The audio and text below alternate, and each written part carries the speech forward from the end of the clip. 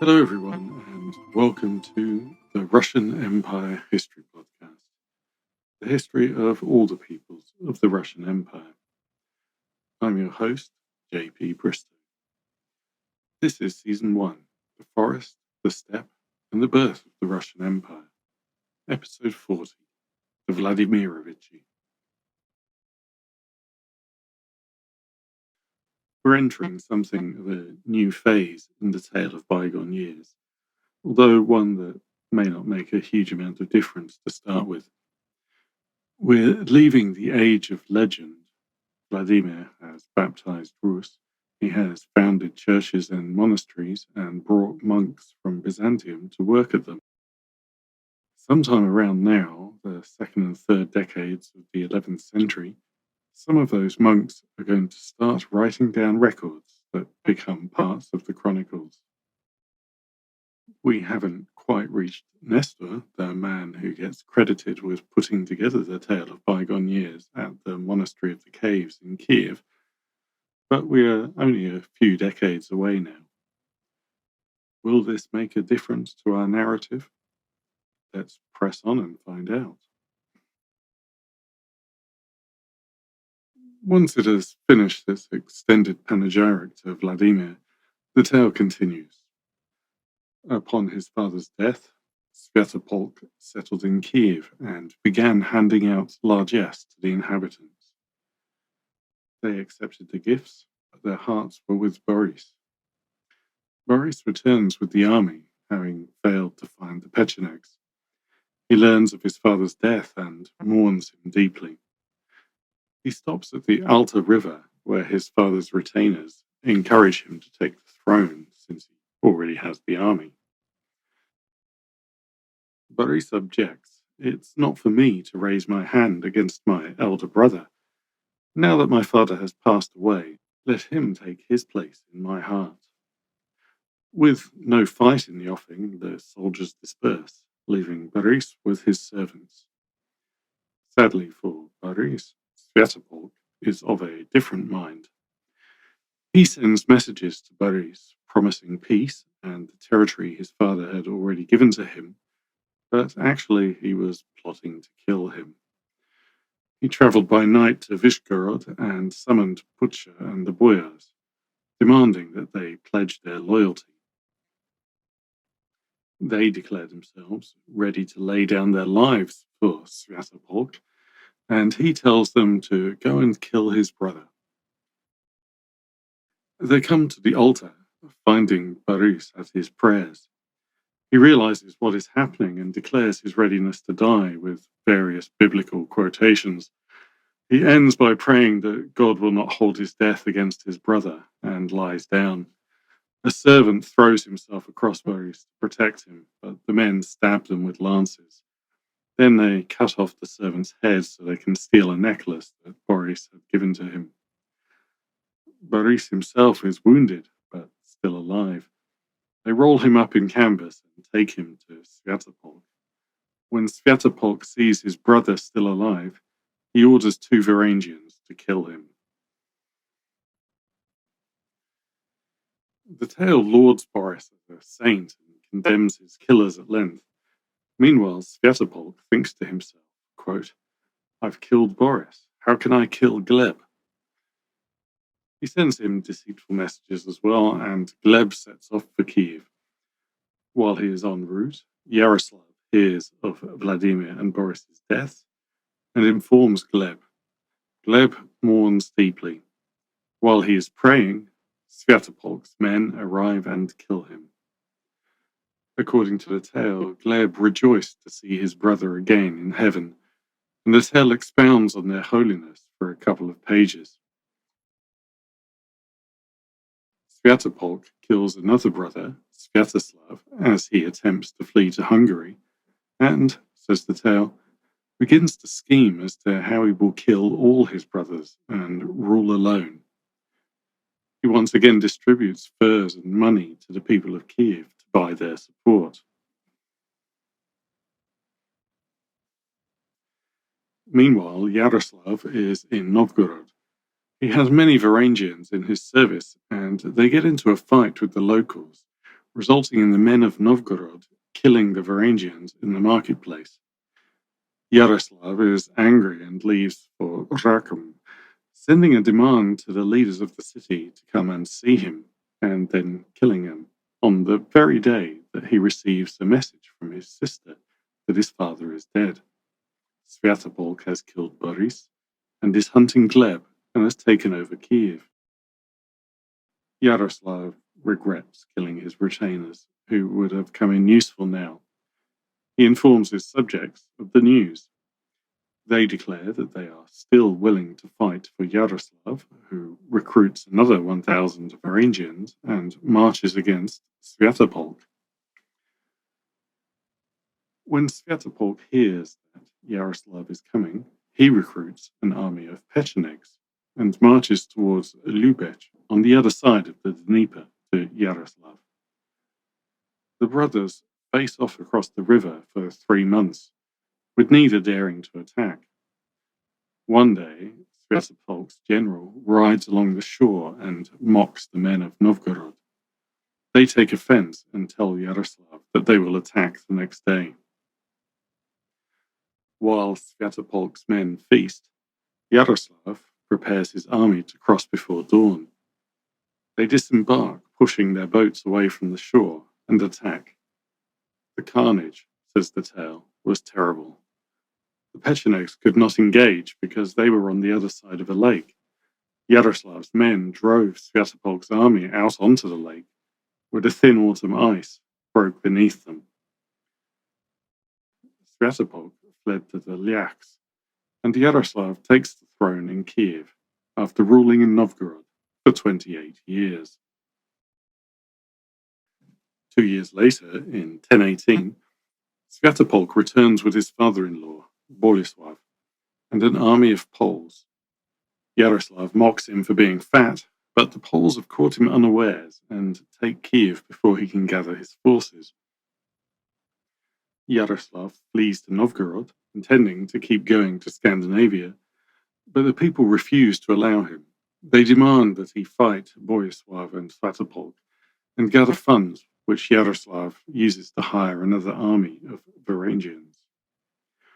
Meanwhile, in Kiev, the treacherous Svyatopolk turns on Boleslav, sending out his men to kill any Lyaks in the city. Boleslav flees Kiev, taking Yaroslav's property and sisters, and takes back the cities of Cherven on his way home. Yaroslav marches towards Svyatopolk. He halts at the altar where Boris was slain and declares, quote, "The blood of my brother cries aloud to thee, O Lord. Avenge the blood of this just man.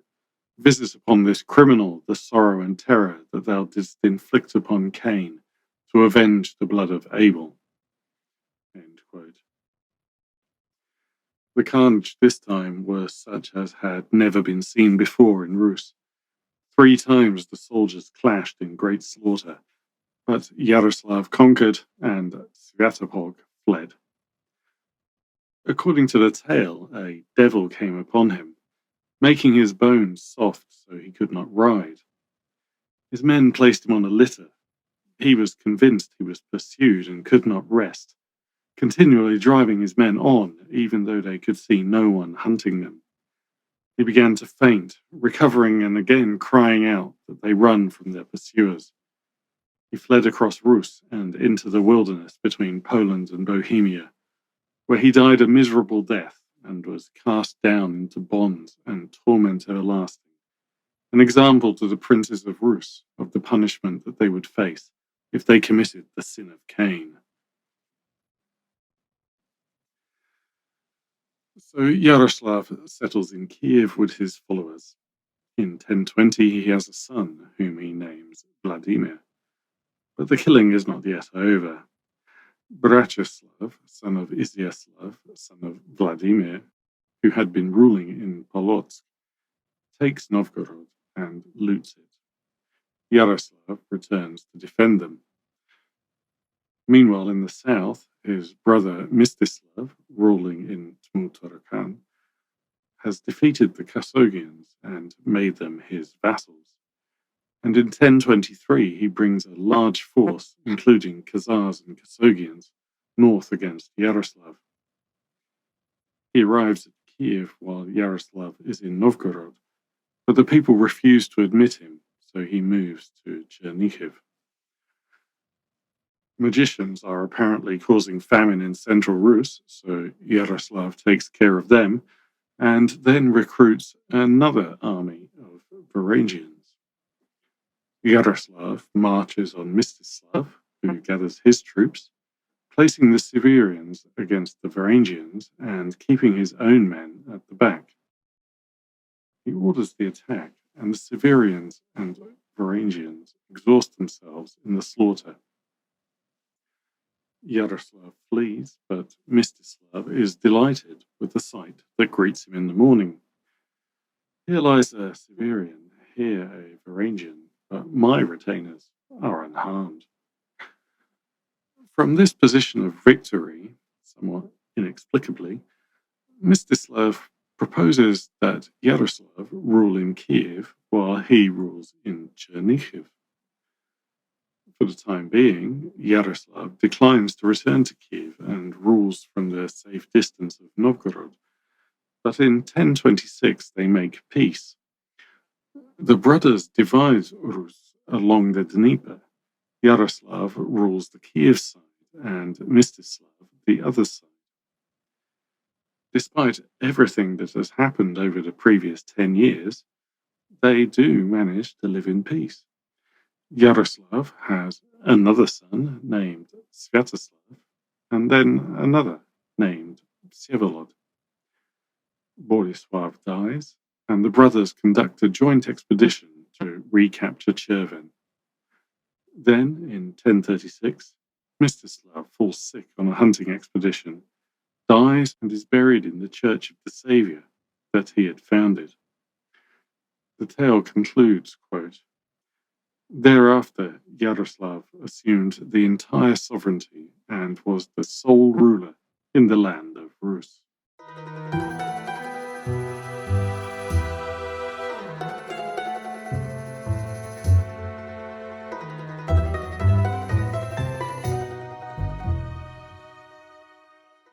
So, we might be entering the age of proper history, but I think you will have caught a bit of the old church myth building around Boris and Gleb.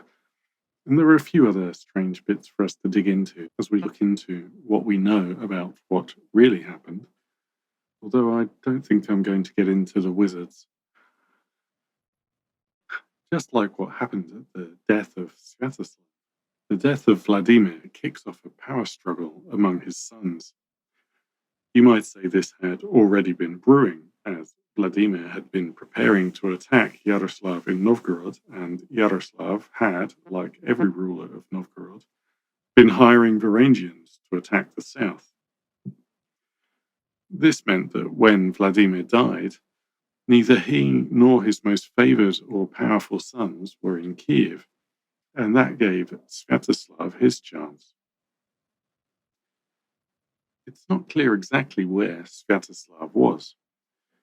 If you recall from the previous episode, he had fallen out with his father over some incident probably involving the Poles, which had resulted in his imprisonment. He could still have been in prison when word came of Vladimir's death, or he could have been in exile in Poland. Whatever the case, as soon as he made his move in Kiev, he needed to start handing out money to buy support. And according to the tale, people were happy to take it without actually supporting him in return. With his position precarious, Sviatoslav was left with the only option for insecure pretenders: kill all his rivals. So he tricks and kills first Boris, who, as the man at the head of Vladimir's army, might have had the best claim to the throne, and then Gleb. The tale gets quite into how saintly these two brothers were, which might be rather a surprising claim, and how evil Sviatopolk was. If you recall, Sviatopolk was the adopted rather than natural son of Vladimir. His father was Yaropolk, the brother Vladimir killed, and his mother was allegedly formerly a Greek nun who his father Sviatoslav had abducted on a southern campaign, and who was taken by Vladimir as booty after the death of Yaropolk. For these reasons, the child of a defiled nun and fratricide, Sviatopolk has earned the sobriquet of the Accursed. But there's not actually a whole lot of evidence that he did any of this killing. It could equally well have been Yaroslav who killed his brother. After all, he had been preparing to go to war with Vladimir and Boris. The whole section dealing with Boris and Gleb is most likely a later insertion, a story created to legitimize Yaroslav taking the throne by force and discredit his rival. And once again, we have the tale seeming to incorporate some liturgical elements. But we have a bit of a difference this time, because Boris and Gleb were actually the first Rus saints. Although scholars have moved on from the idea that they were already beatified during Yaroslav's reign, it's possible that it happened as early as 1080, and it certainly took place by the reign of Vladimir Monomach, for whom Nestor was writing his chronicle. They were recognized as saints across the Eastern Church, including in Constantinople.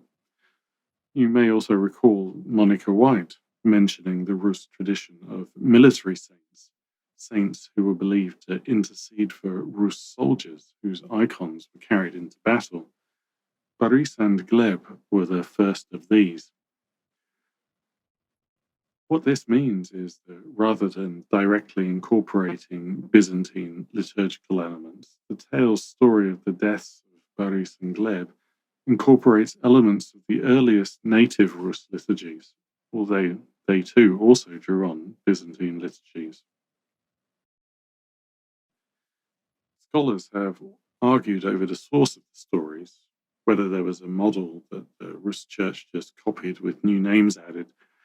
There are indeed other stories of martyred princes and nobles across Europe, and some of these would have reached Rus through missionary tales or as part of the liturgies for saints' days.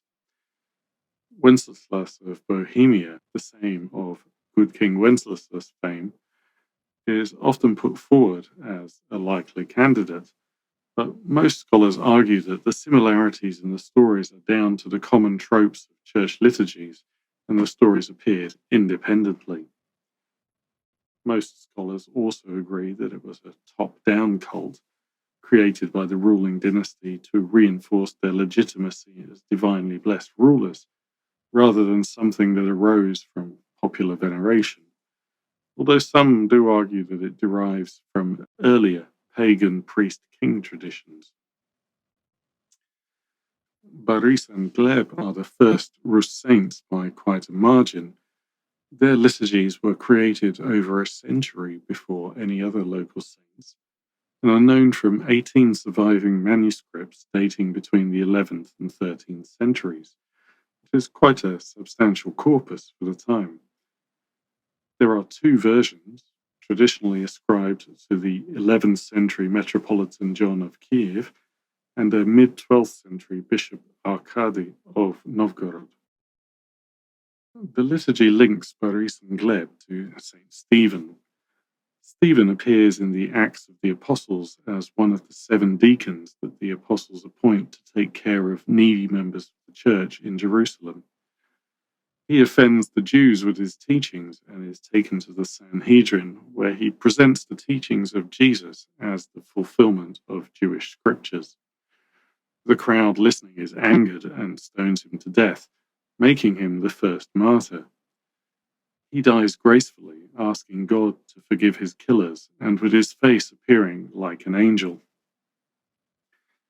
In the tale, Boris also prays that his killers be forgiven, while Gleb is transfigured to appear angelic in his last moments. So the chronicler sets a parallel between the first native Rus martyrs and the first Christian martyrs.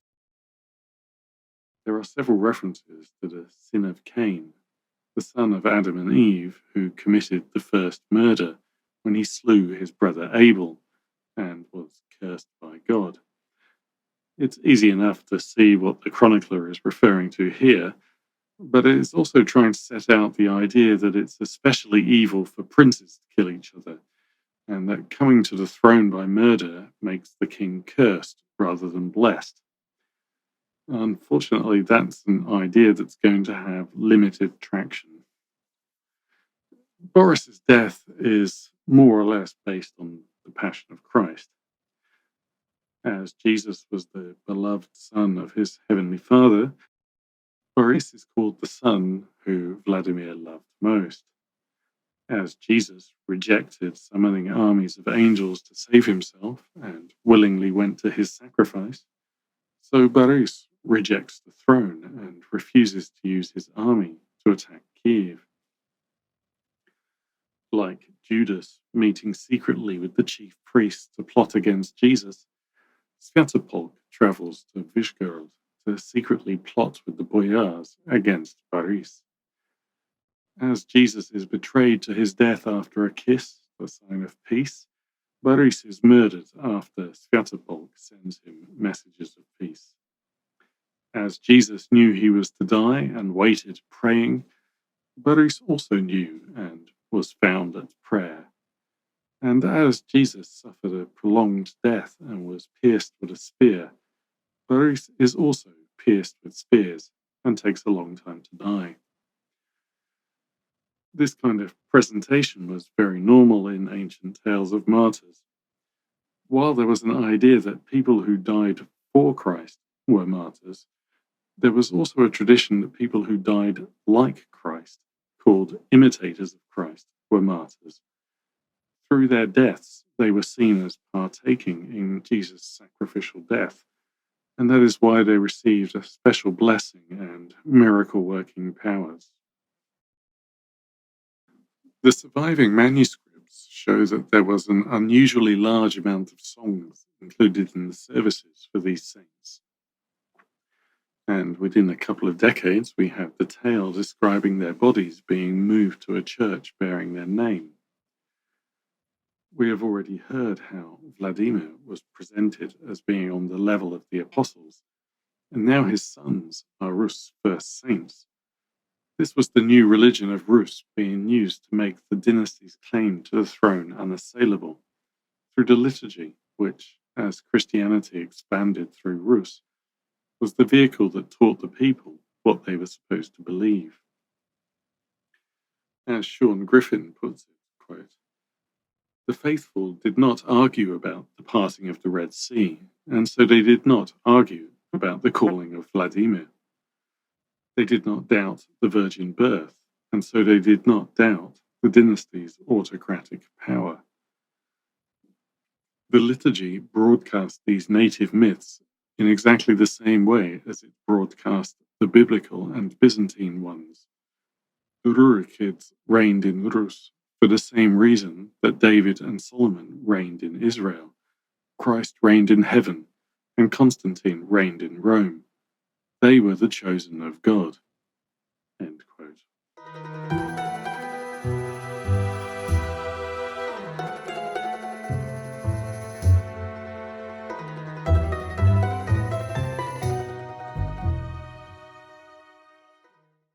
Meanwhile, back in Kiev, brother is still fighting brother. Svyatopolk managed to hold Kiev for a year before Yaroslav and his army of Varangians expelled him. From the tale, we can see that his struggle to win the people of Kiev over continued, and he was forced to rely on the Pechenegs, meaning two foreign armies were fighting over who got to rule. At this point, we get to another incident missing from the tale and all the other Russian records, but which we can find in the chronicles of neighboring countries. Poland at the time was at war with the Holy Roman Empire over two issues. First, the political independence of Poland, and second, which of them got to rule Bohemia. Right around this point, the German Emperor, Henry II, was trying to capture the Polish city of Głogów, and as this campaign was progressing, Yaroslav attacked Poland. The aim was to split the Polish forces and make it easier for the Germans to win in the West. And we know this because the plan and the motivations are set out in detail in the German chronicles. We don't need to look too far for a reason either. At face value, Henry II was clearly a better candidate for friend and ally than Swiatopolk's father-in-law and supporter, Bolesław Chrobry. We can also take a pretty good guess at why it's missing from the Russian chronicles, because from the German chronicles we know that before Yaroslav could open this second front, Henry received a proposal from Bolesław to exchange prisoners, including some of Henry's family, and maybe to make peace while they were at it. What probably happened was that Bolesław had heard that Yaroslav was moving and decided that he would be better off making peace with Henry and sorting out the Rus problem for good.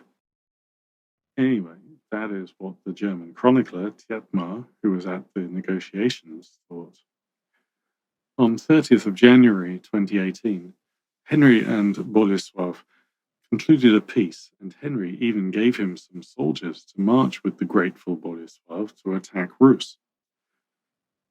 Not really too surprising that Yaroslav would choose to cut such an embarrassing episode from his chronicles, especially given what came next.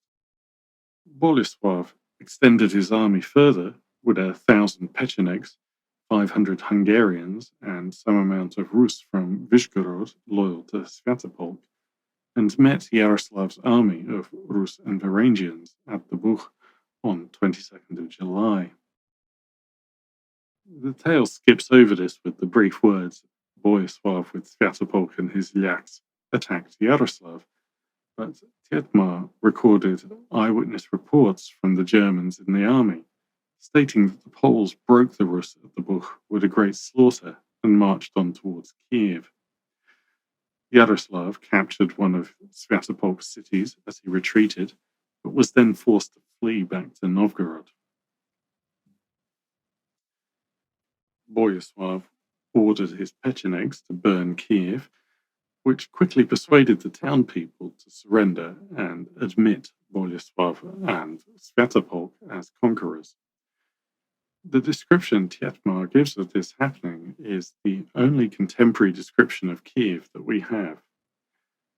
Tietmar says it was a great city with 400 churches, 8 marketplaces, and numerous inhabitants who had previously resisted the Pechenegs and defeated all enemies. The 2 victors were greeted by the archbishop, representing the city, at the church of St. Sophia. This is an interesting point in itself, as it shows the church was well established enough just a couple of centuries after the official conversion to take on the task of acting as the capital's spokesperson. Another thing the German chronicles seem very clear about is that this was Bolesław's victory, not Swiatopolk's.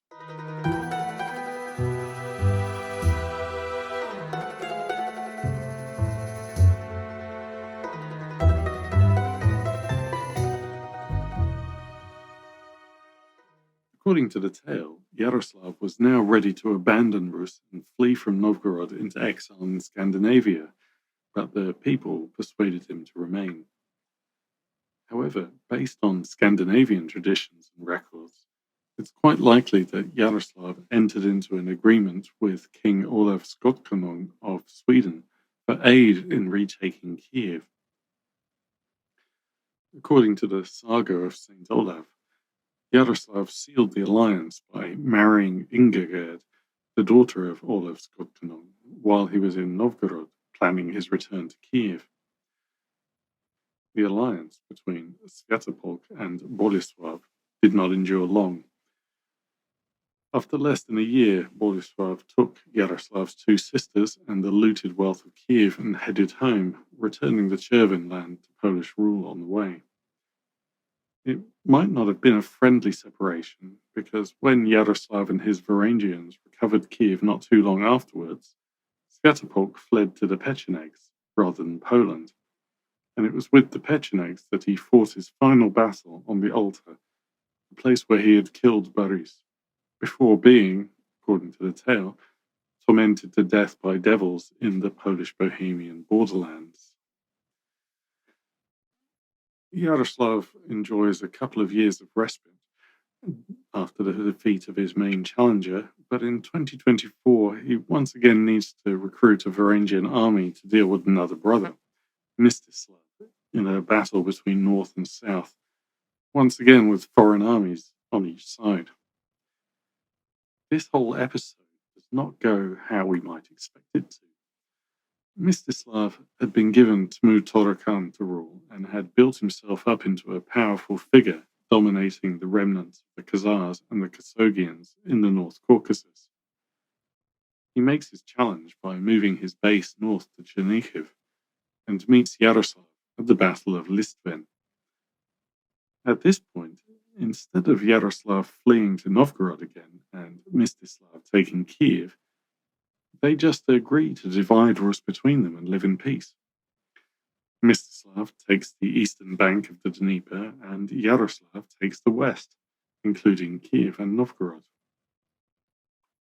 Remarkably, the peace holds for the next 10 years, until Mstislav dies without an heir, making Yaroslav finally, after 21 years, or 23 if we count from when he stopped paying tribute to his father, the sole ruler of the land of Rus. More or less.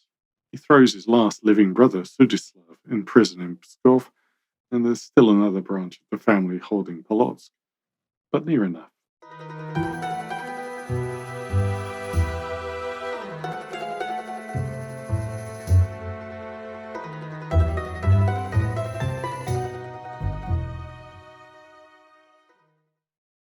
So, what to make of this 20-year succession struggle? The hagiography of Boris and Gleb is enough reason to treat the tale's narrative with a bit of caution, and some scholars have argued that the whole thing is a cover-up for what was actually a usurpation by Yaroslav. The Varangians fighting for Yaroslav turn up in several sagas and present a rather different picture of some of the events there. In Amun's saga, they help Yaroslav dispose of a rival called Burislav by means of a trick involving a rope, a tree, and a tent, followed by murdering the surprised Borislav. Yaroslav is impressed by this use of trickery to kill his opponent, and there's no hint of any prayerful acceptance of death to be found. Borislav is generally interpreted as a composite of Svyatopolk and Boleslav, but some scholars have argued that he was actually Boris. Neither Svyatopolk nor Borislav was murdered by a bunch of hired Varangians, but Boris was. Were they hired by Svyatopolk, as the tale says, or by Yaroslav, as the saga has it? Franklin and Shepard argue in The Emergence of Rus that the tale's treatment of Yaroslav is not sufficiently positive to be treated as propaganda intended to obscure the true tale of his cunning plots. The tale's Yaroslav is indecisive, keeps losing battles and running away, and doesn't have particularly good judgment. Maybe, but the fact that Yaroslav was already in rebellion before Vladimir died doesn't look too good for him, in my opinion. But the main problem for Rus, as I mentioned at the end of the last episode, is Vladimir's efforts to create a unified kingdom didn't include the necessary institutions to prevent it collapsing into civil war as soon as he was dead. I'm sure many of you will have noted that the tale does not call any of the sons the true heir or the rightful heir. There does not seem to have been any system for deciding who was the heir. Maybe if Vladimir had had a son with Anna of Byzantium, then things would have been different. As it is, no one seems to know whether it should be the eldest son or the favourite son or some other kind of designated successor.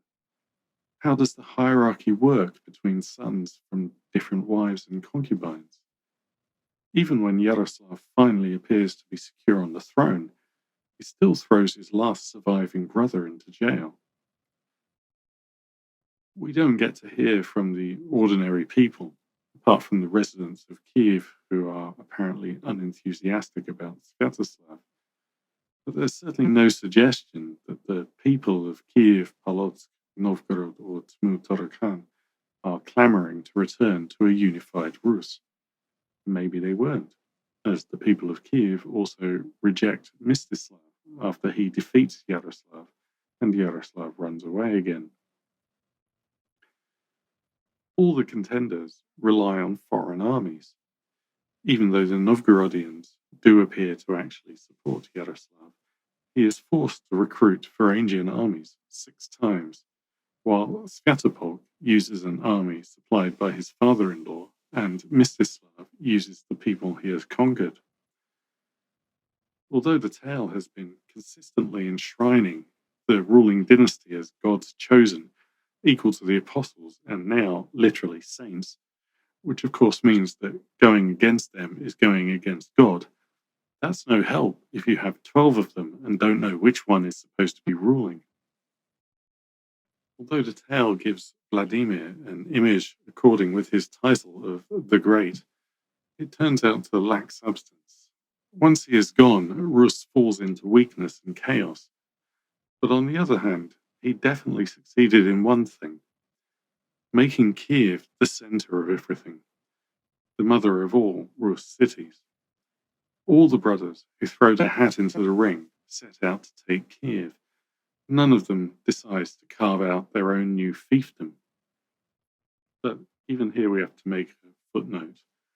Once he is denied Kiev and settles in Chernihiv, Mstislav does begin working to make it into a city that rivals Kiev. We know from the tale that he was the stronger militarily, and it's likely that he regarded himself as the senior of the brothers. He certainly made building plans as if he was. He started building walls to create the largest fortified citadel in Rus. The Church of the Saviour at his palace was one of the biggest structures anywhere in Eastern Europe in the pre-Mongol period. Like Vladimir and like Yaroslav would in Kiev, he imported architects and artisans from Byzantium, where he would have had extensive contacts after his time in Tmu-Tarakan. The Church of the Saviour was built in the Byzantine style, using Byzantine techniques, with frescoes and mosaics to be installed by Byzantine artists. But Mstislav died before he could complete his project. If he had had a son, the wars might have started again, but instead, Yaroslav was left unopposed. The succession struggle following Vladimir's death shows Rus growing in importance in medieval Europe. It involved interventions from Poland, the Holy Roman Empire, Sweden, Norway, and Bohemia, and German chroniclers felt that they needed to record the events in detail. And as we shall see, this is only the beginning. Thank you to my new patron, Holly, and thank all of you for listening. A new members episode starting our Central Asia Before the Mongols series should be dropping over the next week or so. And then join me next time to find out how Yaroslav earns the title of the Wise and creates the Golden Age of Rus.